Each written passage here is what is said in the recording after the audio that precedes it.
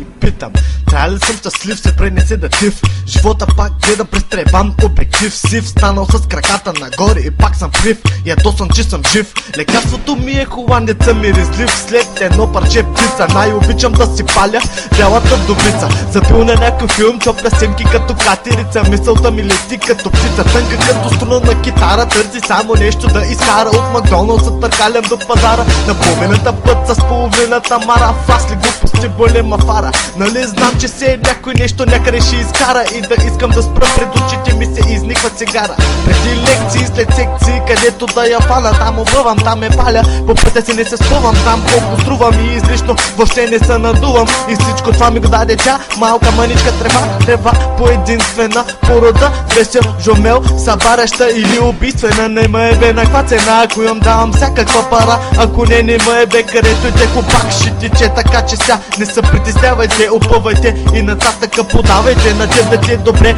и на мен да ми е добре. Да ми кажа, братче, виж са.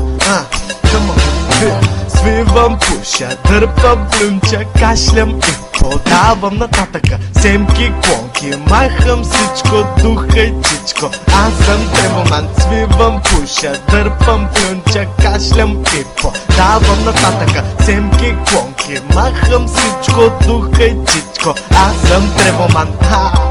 Come on! Това е за много специална песен, брат, виж, come on.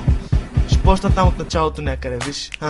Някъде от както почнах да бъхам и се провалих живота. Дали така мислиш, виж, кама. И бях някъде на 15.